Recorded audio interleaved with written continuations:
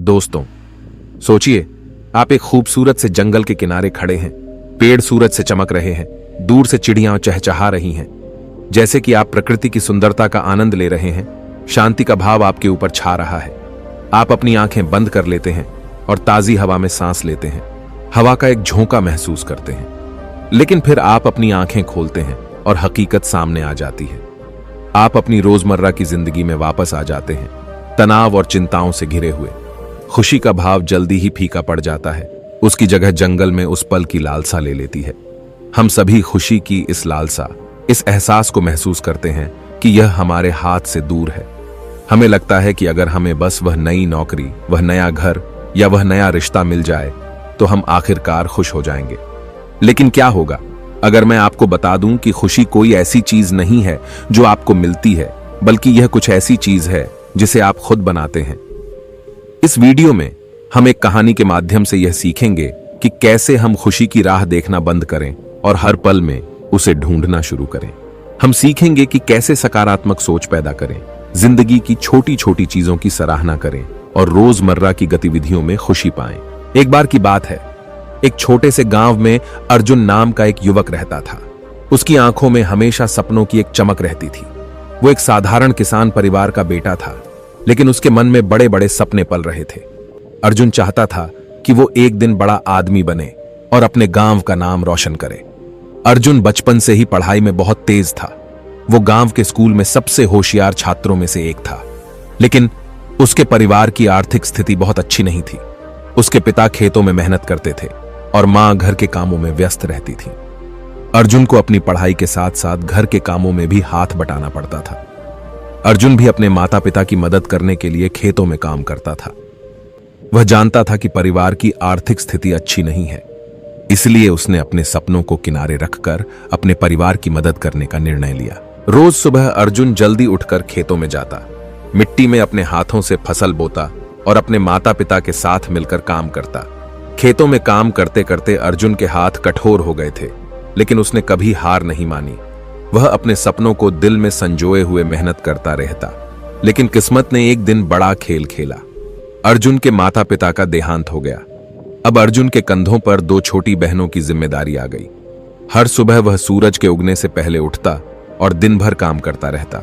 उसकी जिंदगी बस काम और जिम्मेदारियों के बीच फंसी हुई थी। अर्जुन की बहनें रीना और मीना अभी छोटी थीं और उन्हें अच्छे से पढ़ाना और पालना अर्जुन की सबसे बड़ी जिम्मेदारी थी। वह खुद को कभी आराम नहीं देता, क्योंकि वह जानता था कि उसके बहनों के भविष्य की जिम्मेदारी उसी पर है। सूरज की पहली किरण के साथ ही अर्जुन उठ जाता और घर के सारे काम करता। फिर वह खेतों में काम करने चला जाता। खेतों में काम खत्म करने के बाद वह गांव के स्कूल में अपनी बहनों को लेने जाता। घर लौटकर वह उनकी पढ़ाई में मदद करता और उन्हें अच्छे संस्कार देता। अर्जुन का जीवन केवल काम और जिम्मेदारियों में बंधा हुआ था। उसने अपने सपनों और इच्छाओं को पूरी तरह से छोड़ दिया था, ताकि वह अपने परिवार की देखभाल कर सके। अर्जुन के दोस्त अक्सर दूर दराज के इलाकों में घूमने जाते थे, नई जगहों की खोज करते थे। जब वे लौट कर आते और अपनी यात्राओं के किस्से सुनाते, तो अर्जुन के मन में भी उन जगहों को देखने की इच्छा जाग उठती। लेकिन अपनी जिम्मेदारियों के बोझ के तले अर्जुन अपनी इच्छाओं को दबा लेता। मेरे पास घूमने फिरने का समय नहीं है, वो सोचता। मेरा काम है अपने परिवार का ध्यान रखना और उनकी देखभाल करना। एक दिन अर्जुन का सबसे करीबी दोस्त रवि उसके पास आया। रवि ने अर्जुन को देखा और बोला, अर्जुन, मैं तेरी मेहनत और त्याग की बहुत कदर करता हूं। तू वाकई अपने परिवार के लिए एक जिम्मेदार इंसान है। लेकिन दोस्त, तुम्हें अपनी खुशी के लिए भी थोड़ा समय निकालना चाहिए। अर्जुन ने मुस्कुराते हुए जवाब दिया, मेरे लिए मेरी खुशी यही है कि मेरी बहनें खुश रहें और हमारा घर अच्छा चले। एक शाम अर्जुन काम से थका हुआ घर लौट रहा था। उसका दिन बहुत लंबा और मुश्किल भरा था। वह अपने काम से बहुत थका हुआ था और उसके दिमाग में ढेर सारी उलझनें चल रही थीं। रास्ते में उसे एक सुंदर बगीचा दिखा। यह बगीचा बहुत ही शांत और हरा भरा था। अर्जुन को यह जगह बहुत अच्छी लगी और उसने सोचा कि थोड़ी देर यहां बैठने से शायद उसे भी कुछ राहत मिलेगी। अर्जुन बगीचे के अंदर चला गया। एक कोने में उसे एक व्यक्ति दिखा, जिसका चेहरा बहुत शांत और तेजस्वी था। वह व्यक्ति गहरे ध्यान में था और उसकी आंखों में एक अजीब सी चमक थी। इस चमक ने अर्जुन को बहुत प्रभावित किया। और वह उसकी ओर खींचता चला गया। अर्जुन उस चमक से मोहित हो गया और धीरे धीरे उस व्यक्ति के पास जाकर बोला, क्षमा करें, मैं देख रहा हूं कि आप बहुत शांति से ध्यान कर रहे हैं। मैं अपनी समस्याओं से बहुत परेशान हूं और मुझे समझ नहीं आ रहा कि क्या करूं। क्या आप मेरी मदद कर सकते हैं? व्यक्ति ने धीरे धीरे अपनी आंखें खोली और अर्जुन की ओर मुस्कुराते हुए देखा। उन्होंने कहा, मैं बौद्ध भिक्षु हूं, तुम्हारी क्या समस्या है पुत्र? अर्जुन ने अपने दिल का बोझ हल्का करते हुए कहा, मैं जिम्मेदारियों के बोझ तले दब गया हूं। मेरे माता पिता के निधन के बाद सारी जिम्मेदारियां मुझ पर आ गई हैं। मुझे हर दिन कई काम करने पड़ते हैं और अपने लिए समय नहीं निकाल पा रहा हूं। इससे मेरी मानसिक स्थिति भी खराब होती जा रही है। मैं हमेशा चिंतित और परेशान रहता हूं। मुझे नहीं पता कि क्या करूं। बौद्ध भिक्षु ने ध्यान से अर्जुन की बात सुनी और फिर बोले, पुत्र, जीवन में समस्याएं और जिम्मेदारियां सभी के पास होती हैं। सबसे महत्वपूर्ण है कि हम इनसे कैसे निपटते हैं। चिंता मत करो, हर समस्या का समाधान होता है। तुम्हें बस थोड़ा शांत होकर अपने अंदर झांकना होगा। भिक्षु अर्जुन की ओर देखकर आगे बोले, अर्जुन, तुम बहुत परेशान हो। तुम्हारे सवालों का जवाब तुम्हें मिलेगा, लेकिन इसके लिए तुम्हें थोड़ा धैर्य रखना होगा। कल सुबह सूरज उगने से पहले तुम मुझसे नदी के किनारे आकर मिलो। वहां मैं तुम्हें तुम्हारी समस्याओं का समाधान दूंगा। अर्जुन ने भिक्षु की बात सुनी। वह जानता था कि बौद्ध भिक्षु के पास उसके सवालों के जवाब जरूर होंगे। वह रात भर सो नहीं सका क्योंकि उसे अगली सुबह का बेसब्री से इंतजार था। अगली सुबह सूरज की पहली किरणें जब धरती पर पड़ी, अर्जुन उठ गया। वह जल्दी से तैयार हुआ और नदी के किनारे चल दिया। रास्ते में उसे तरह तरह के विचार आ रहे थे। उसे लगा शायद भिक्षु उसे कोई विशेष मंत्र सिखाएंगे या ध्यान की कोई विधि बताएंगे। जब अर्जुन नदी के किनारे पहुंचा तो उसने देखा कि बौद्ध भिक्षु पहले से ही वहां बैठे हुए थे। बौद्ध भिक्षु नदी की ओर देख रहे थे, जैसे वे प्रकृति की सुंदरता में खो गए हों। अर्जुन भिक्षु के पास गया और झुककर नमस्कार किया। भिक्षु ने मुस्कुराकर कहा, अर्जुन, तुम्हारी समस्याओं का समाधान बहुत ही सरल है, पर इससे पहले हमें इस नदी के उस पार पहुंचना होगा। अर्जुन ने नदी की देखा। नदी बहुत विशाल थी।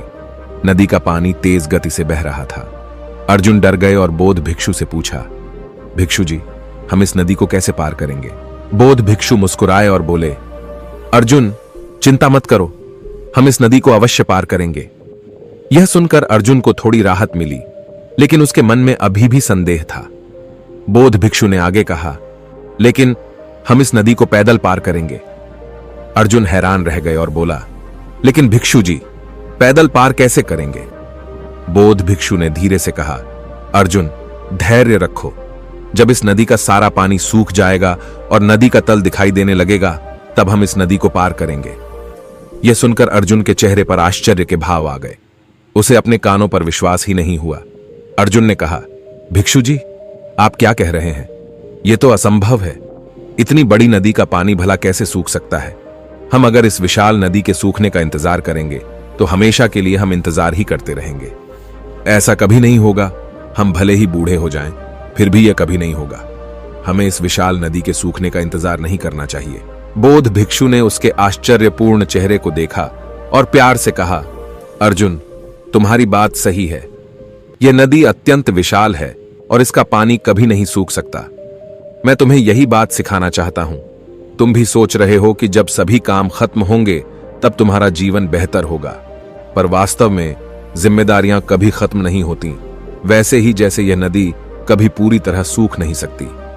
अर्जुन को अब महसूस हुआ कि जिंदगी हमेशा व्यस्त रहेगी। उसने सोचा, मैं हमेशा सोचता हूं कि जब मेरे सारे काम खत्म हो जाएंगे तब मैं आराम करूंगा, लेकिन ऐसा कभी नहीं होगा।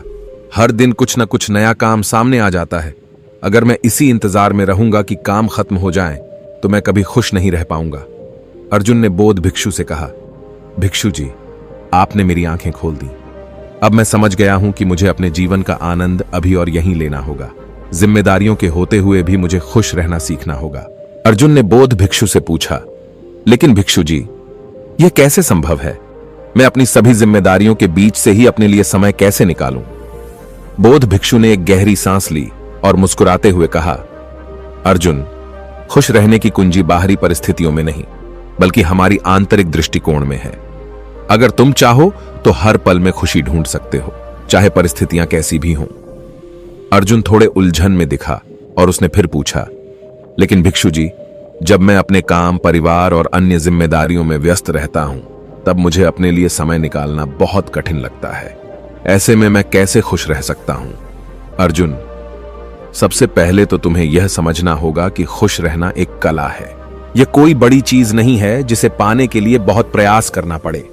यह हमारे छोटे छोटे कामों में छिपा है। उदाहरण के लिए, सुबह उठते ही अगर तुम कुछ देर ध्यान करो, गहरी सांसें लो और दिन की शुरुआत शांत मन से करो, तो यह तुम्हें पूरे दिन के लिए ऊर्जा और सकारात्मकता देगा। या जब भी तुम्हें लगे कि तुम तनाव में हो, तो कुछ देर के लिए काम से ब्रेक लो और थोड़ा टहल लो। या तुम अपने दिनचर्या में छोटे छोटे बदलाव कर सकते हो, जैसे कि हर घंटे में कुछ मिनट अपने लिए निकालो, अपनी आंखें बंद करो और गहरी सांसें लो। बोध भिक्षु ने आगे अर्जुन से कहा, अर्जुन, यही तो जीवन का सार है। हमें हर दिन का आनंद लेना चाहिए। अगर हम हमेशा भविष्य की चिंता करेंगे तो वर्तमान का सुख खो देंगे। जिम्मेदारियां तो जीवन का हिस्सा हैं, लेकिन हमें अपने लिए भी समय निकालना चाहिए।